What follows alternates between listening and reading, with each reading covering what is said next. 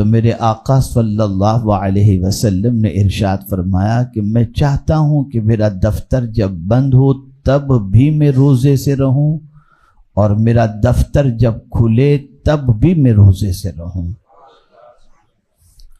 اب یہ دفتر ہے کیا؟ جس کو اعمال نامہ کہتے ہیں وہ ہے کیا، کہاں پر ہے، اس کی سچویشن کیا ہے؟ تو میں آج تھوڑا سا اس کو سمجھا دوں تاکہ شعور بھی بیدار ہو اور ہم سمجھنے کی کوشش کریں کہ ہم لاشعوری طور پر یا شعوری طور پر جو کچھ کر رہے ہیں اپنی زندگی کے اندر وہ کس طرح سے ریکارڈ ہوتا ہے۔ اور یہ میں اپنی طرف سے نہیں کہہ رہا، میں اللہ کی کتاب کے ذریعے آپ کو بتا رہا ہوں۔ اللہ عز و جل ارشاد فرماتا ہے، اور یہ بھی سمجھ لیجئے گا کہ دنیا میں تقریباً چیزیں جو عام طور پر رائج ہے نا، اس کی بنیاد کہیں نہ کہیں سے اسلام اور قرآن آپ کو ملے گا۔ میں ایک چھوٹی سی مثال آپ کے سامنے پیش کروں کہ آقائے کریم صلی اللہ تعالی علیہ وسلم جس براق پر سوار ہو کر سفر معراج کو تشریف لے گئے، جانتے ہیں اس براق کی خصوصیت کیا تھی؟ وہ براق چلتا بھی تھا اور اڑتا بھی تھا۔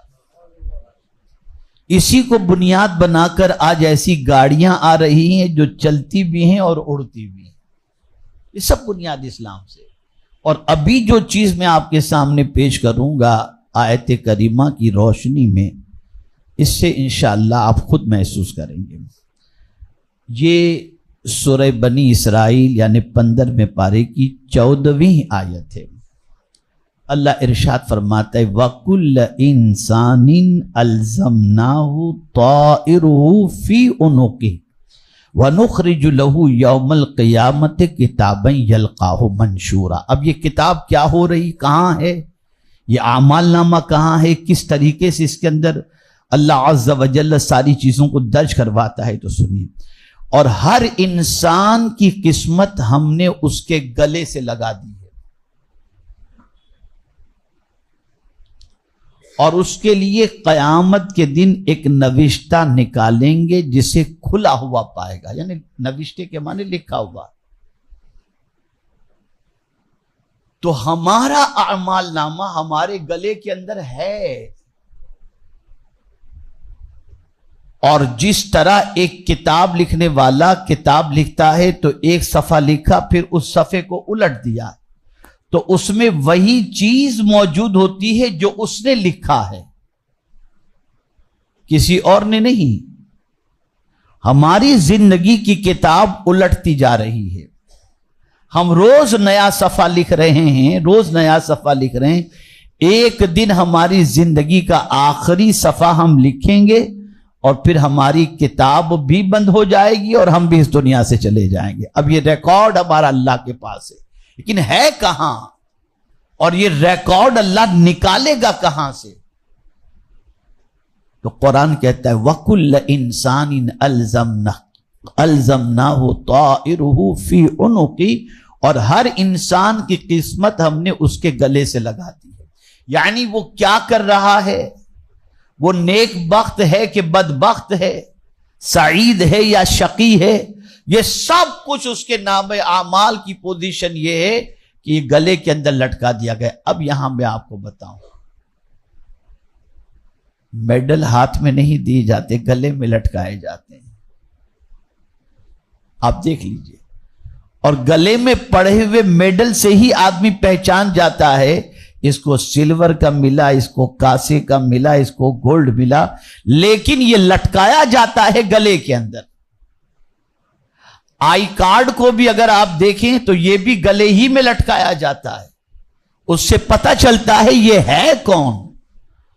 اور کبھی کبھی چور چوری کر لیتا ہے اور اس کو مارکیٹ میں گھمایا جاتا ہے تب بھی اس کے گلے کے اندر سلیٹ کے اوپر لکھ کر کے رکھا جاتا ہے تاکہ گلی گلی جب گزرے تو آدمی دیکھ کر پہچان لے کہ یہ ہے کون. یہ گلے میں کیوں رکھا جاتا ہے؟ اس کی بنیاد اسی قرآن سے آپ کو ملے گی. اسی قرآن سے ملی. قرآن نے کہا ہے.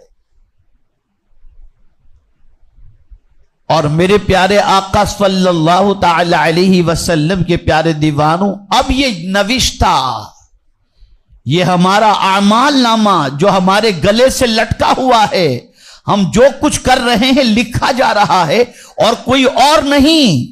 ہم جو کچھ کر رہے ہیں اس میں کسی اور کا کوئی دخل ہے ہی نہیں. سب نوٹ ہو رہا ہے. ساری چیزیں لکھی جا رہی ہیں. اب یہ اللہ نکالے گا کب؟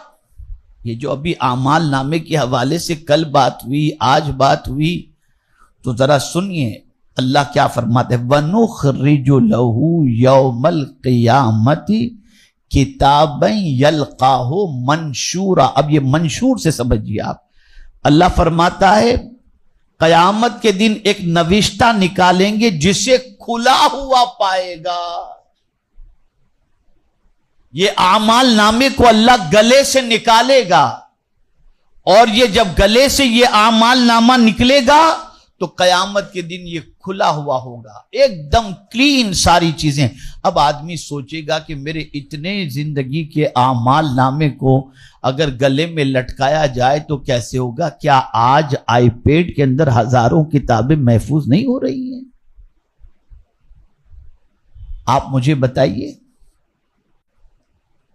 میرے پیارے آقا صلی اللہ تعالی علیہ وسلم کے پیارے دیوانوں، سب ریکارڈ ہو رہا ہے، اور قیامت کے دن یہ سب اللہ عز و جل نکالے گا اس نوشتے کو. اور پھر کیا ہوگا؟ اب سنیے. یہ جو سمجھنے کی چیز ہے اعمال نامے کے حوالے سے، قیامت میں اللہ اس نامہ اعمال کو جب کھولے گا تو پھر اللہ فرمائے گا اقرأ کتابک، اپنا اعمال نامہ پڑھ. ہم نے جو کچھ کیا ہے، جیسے آج آپ دیکھتے ہوں گے جب کسی کو پکڑا جاتا ہے تو چیٹنگ دیکھی جاتی ہے کہ کس سے کیا چیٹنگ اس نے کی ہے. اس نے ڈیلیٹ بھی کر دیا ہو تو اس کو نکالا جاتا ہے، اور پھر اس چیٹنگ کے ذریعے، اس کمیونیکیشن کے ذریعے اس کو پروف پیش کیا جاتا ہے کہ دیکھیے تیری چیٹنگ موجود ہے. پھر آدمی پھنس جاتا ہے. یہ سب اسلام سے لیا گیا ہے. ہمارے پاس کوئی عذر قیامت کے دن نہیں ہوگا کہ یہ ہم نے نہیں کیا. سب ریکارڈ ہو رہا ہے. اگر ہم گالی دے رہے ہیں وہ بھی ریکارڈ ہو رہا ہے، اور ہم اچھی بات کہہ رہے ہیں وہ بھی ریکارڈ ہو رہا ہے. یہ ساری چیزیں ریکارڈ ہو رہی ہیں. اور قیامت کے دن اللہ فرمائے گا اقرأ کتابک. دیکھ کی بات نہیں کہ دیکھ لے تیرا اعمال نامہ، نا. اللہ فرمائے گا اقرأ کتابک، اپنا اعمال نامہ پڑھ. پڑھنے کی بات. میں آج فجر کے بعد تفسیر دیکھ رہا تھا اس آیت کریمہ کی تو میری عقل دنگ رہ گئی. حیرت کی بات ہے، کسی کے سامنے جو ان پڑھ ہو آپ کوئی نیوز پیپر رکھ دیں وہ پڑھ سکے گا؟ بھئی جواب دیجئے نا. آپ تو میں سمجھوں میری بات آپ سمجھ رہے ہیں. جو زندگی میں پڑھا لکھا ہے ہی نہیں، بہت سارے انسان ہیں جو بالکل ان پڑھ ہیں، انگوٹھا چھاپ ہیں. اس سے آپ کہیے کہ یہ پڑھ سکے گا؟ یا اللہ، قیامت میں تو سب سے فرمائے گا کہ اپنا اعمال نامہ پڑھ. تو جو ان پڑھ ہوگا، دنیا میں کوئی زبان نہیں جانتا ہوگا، وہ کیسے پڑھے گا؟ تو یہاں مفسرین فرماتے ہیں ان پڑھ ہو یا پڑھا لکھا، قیامت میں اللہ سب کو پڑھنے کی توفیق عطا فرما دے گا. پڑھے گا وہ قیامت میں اپنا اعمال نامہ، پڑھے گا وہ. اس لیے کہ جو رب اپنے بندے کو ایک چھوٹے سے ٹکڑے کے اندر زبان کے ذریعے اسے بولنے کی قوت عطا کرتا ہے، وہی پروردگار اس بندے کو قیامت کے دن زبان، جیسے حضرت آدم علیہ السلام ادھر پیدا ہوئے اور ایک ہی آن کے اندر حضرت آدم علیہ السلام کو اللہ نے ساری چیزوں کے نام سکھا دیے. اب قیامت تک جتنی بھی چیزیں پیدا ہوں گی حضرت آدم سب کے نام جانتے تھے. وہ قادر مطلق ہے، وہ چاہے تو اپنے بندے کو پلک کے جھپکتے سکھا دے. پلک کے جھپکتے بندے کے اندر علم آ جائے، وہ پڑھنا شروع، تو کہا جائے گا اقرا کتابک، اپنا اعمال نامہ پڑھ. اب میں آپ سے پوچھتا ہوں، کہاں پڑھنا ہے اعمال نامہ؟ خدا کے سامنے. کس کے سامنے؟ اللہ کے سامنے پڑھنا ہے. اب ہم کیا کچھ کہہ رہے ہیں، کیا کچھ کر رہے ہیں، ذرا اس کو دیکھو کہ کیا یہ ساری چیزیں اگر اللہ قیامت میں ہم سے فرمائے گا کہ پڑھ، تو اس کے سامنے پڑھنے کی طاقت رکھتے ہیں؟ جب گناہ ماں باپ سے چھپ کر کے کرتے ہو، برائیاں ماں باپ سے چھپ کر کرتے ہو، قیامت کے دن تو اللہ عز و جل کے سامنے کوئی چھپی ہوئی چیزیں، ریکارڈ تو سب ہو رہا ہے، اور اللہ فرمائے گا پڑھ. دیکھیں دو چیزیں ہیں، دیکھنے کی بات ہوتی تو صرف بندہ دیکھ لیتا، بات ختم ہو جاتی. لیکن پڑھنے کی وجہ یہ ہے کہ دوسرے بھی سنیں کہ آج اس کے سلسلے میں جو فیصلہ ہو رہا ہے یہ اس لیے ہو رہا ہے کہ اس نے یہ سارے کرتوت کیے ہیں. جب وہ پڑھے گا تو سب سنیں گے اور سب کو پتا چل جائے گا کہ اس کے اعمال نامے کیا ہیں. پڑھنے کے لیے کہا. اسی لیے اللہ والے بہت ڈرتے تھے، بہت ڈرتے تھے، بہت ڈرتے تھے. خود سیدنا غوث پاک رضی اللہ تعالیٰ عنہ کعبے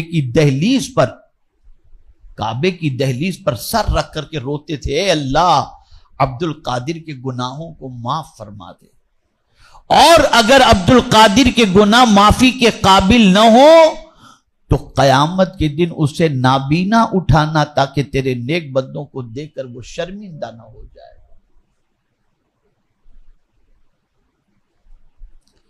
یہ ہم جو کچھ کر رہے ہیں، بے خوف و خطر کر رہے ہیں، اس کی سب سے بڑی وجہ ہے کہ ہمیں معلوم ہی نہیں کہ گلے میں کچھ لٹکا ہوا ہے، جہاں ہم اپنے ہاتھوں سے سب کچھ لکھ رہے ہیں، سب کچھ اپنے ہاتھوں سے، ہمارا سب کچھ نوٹ ہو رہا ہے،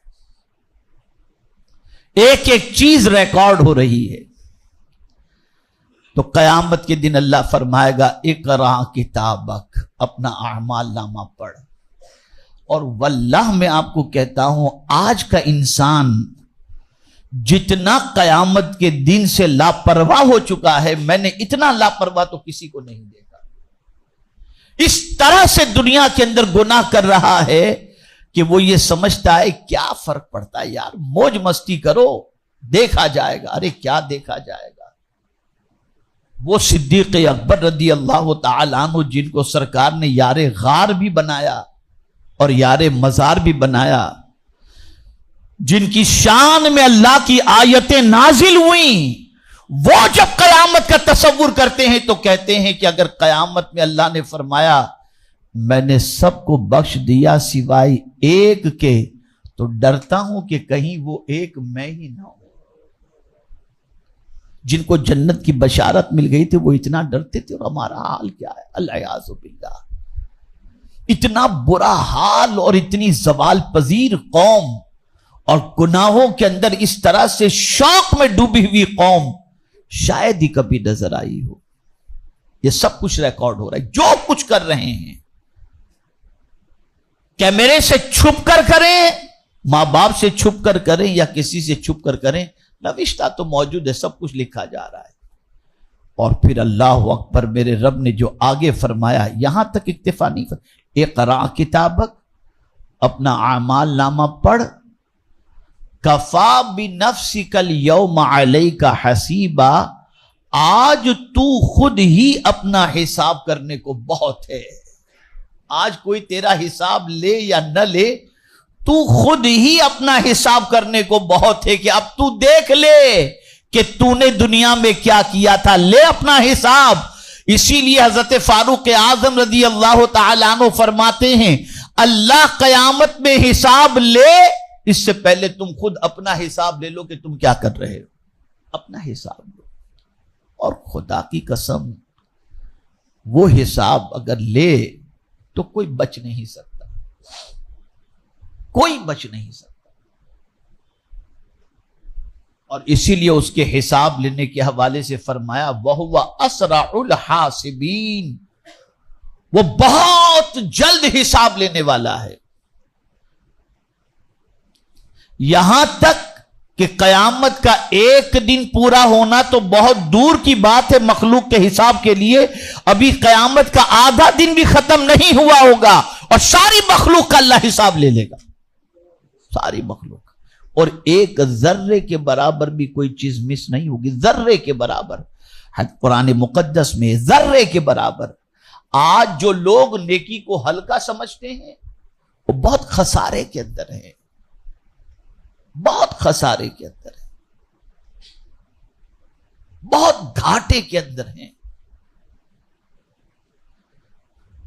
یہاں آئے ہی ہم نیکیاں کرنے کے لیے. اور میں کل انشاءاللہ زندگی رہی تو ہفتہ واری اجتماع میں بتاؤں گا کہ اعمال نامہ جب پڑھنے کے لیے دیا جائے گا تو لیتے ہی کون خوش ہو جائے گا اور کون غمگین ہو جائے گا، اسے بھی قرآن نے بتایا ہے کہ اعمال نامہ جب بندے کو پڑھنے کے لیے دیا جائے گا تو لیتے ہی کون سا بندہ، پڑھنے سے پہلے ہی، یہ بھی سمجھ لیں آپ، ابھی پڑھا نہیں ہے، اعمال نامہ لیتے ہی کون سا بندہ فوراً خوش ہو جائے گا اور کس بندے کے چہرے اتر جائیں گے، اسے قرآن نے سورہ حاقہ کے اندر بیان فرمایا، الحاقہ کے اندر. اور اسے میں انشاءاللہ کل بیان کروں گا، اس لیے کہ مجھے محسوس ہوا کہ بہت سارے لوگ یہ اعمال نامہ سنتے اور ہماری تو عادت ہے نا سرسری طور پر سمجھنے کی. تو میں نے سوچا یہ ذرا بتا دوں کہ یہ ہے کہاں اور اس کی سچویشن کیا ہے. اب آپ مجھے بتائیے، کفا بنفسک الیوم علیک حسیبا، آج تیرا حساب لینے کے لیے تو ہی کافی ہے. یعنی اب تجھے کوئی ایکسکیوز پیش کرنے کی ضرورت نہیں پڑے گی. تیرے اعمال کو تو خود دیکھ لے اور خود محسوس کر لے کہ یہ تیرے دفتر کے اعتبار سے تیرا ٹھکانہ کیا ہونا چاہیے.